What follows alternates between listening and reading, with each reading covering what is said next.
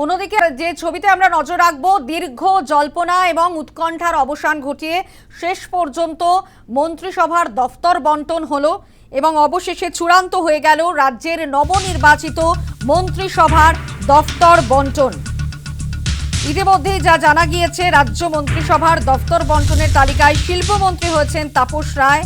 অন্যদিকে মুখ্যমন্ত্রী শুভেন্দু অধিকারী যেসব গুরুত্বপূর্ণ দফতরগুলো রয়েছে, অর্থাৎ রাজ্যের আইন শৃঙ্খলা রক্ষা অর্থাৎ স্বরাষ্ট্র দফতরের দায়িত্বভার থাকছে তাঁর ওপরেই, এবং পাশাপাশি বিদ্যুৎ, আইন, ভূমি এবং ভূমি রাজস্ব দফতরের মতো গুরুত্বপূর্ণ বিভাগগুলিও তিনি নিজের তত্ত্বাবধানেই পরিচালনা করবেন।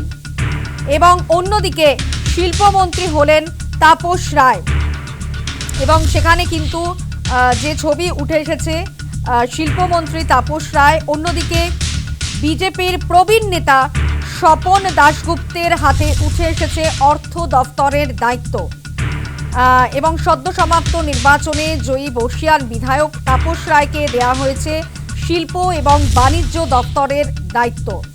স্বাস্থ্য দফতরের দায়িত্ব সামলাবেন শারদত্ত মুখোপাধ্যায়। এবং এরই পাশাপাশি আপনাদেরকে জানাবো যে গুরুত্বপূর্ণ যে দফতরগুলো রয়েছে সেগুলো অবশ্যই নিজেই দায়িত্ব সামলাবেন শুভেন্দু অধিকারী।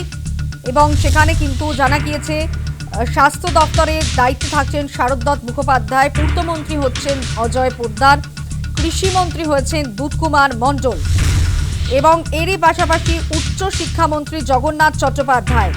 বিজেপি সরকারের মন্ত্রিসভায় অর্থ দপ্তরের দায়িত্ব দেওয়া হয়েছে স্বপন দাশগুপ্তের হাতে। বিজেপির প্রবীণ নেতা স্বপন দাশগুপ্তের হাতে উঠে এসেছে অর্থ দপ্তরের দায়িত্ব।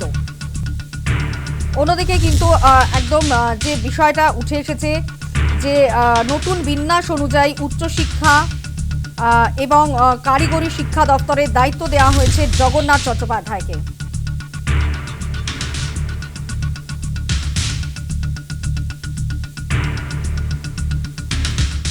এবং এরই পাশাপাশি আপনাদের জানাবো, স্কুল শিক্ষামন্ত্রীর দপ্তরের দায়িত্ব পেয়েছেন দীপক বর্মন। দায়িত্ব পাওয়ার পর তিনি কি জানিয়েছেন শোনাবো। সবচেয়ে বড় চ্যালেঞ্জ বলে এই মুহূর্তে আমার কাছে মনে হয়, এটা মাননীয় মুখ্যমন্ত্রীও খুব ভালো জানেন যে এটা আমাদের কাছে কত বড় চ্যালেঞ্জ, এবং মাননীয় মুখ্যমন্ত্রী ভরসা রেখেছেন।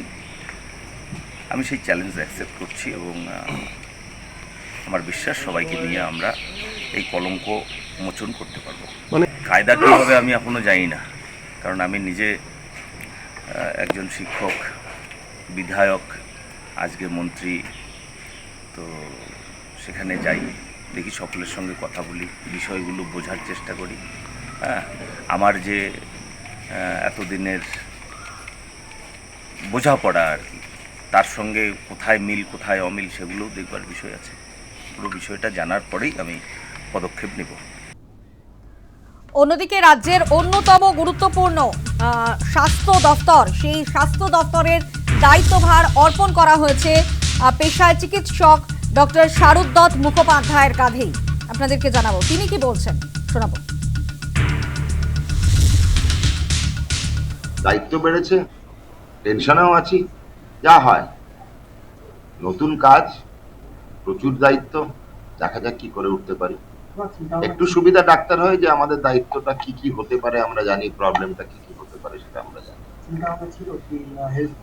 ততটা প্রত্যাশিত ছিল না, তবে একদম অপ্রত্যাশিত ছিল ভাবিনি, সেটা বলাটা বাড়াবাড়ি হবে, কথা বলা না। এক এক করে স্টেপ না। প্রথম কথা, কোনোদিন নমিনেশন পাবো ভাবি, সামাজিক সংগঠন করতাম, রাজনৈতিক দলের সঙ্গে যোগ খুব কম ছিল। হঠাৎ নমিনেশন, সেখান থেকে জেতা হেভিওয়েট ক্যান্ডিডেট সুজিত বসু, 5 বারের এমএলএ, 15 বছরের মন্ত্রী, সেখান থেকে জেতা কঠিন, জিতলাম। প্রত্যেক হয় না, মানুষের চাহিদা বাড়তে থাকে সেরকম। তারপরে জেতার পরে সবাই বললো তাহলে মন্ত্রিত্ব নয় কেন? সেগুলো তো আমাদের দলে কোথাও চেষ্টা চরিত্র হয় না। আমাদের দলে দল যা মনে করে সবাই সেটাই করে।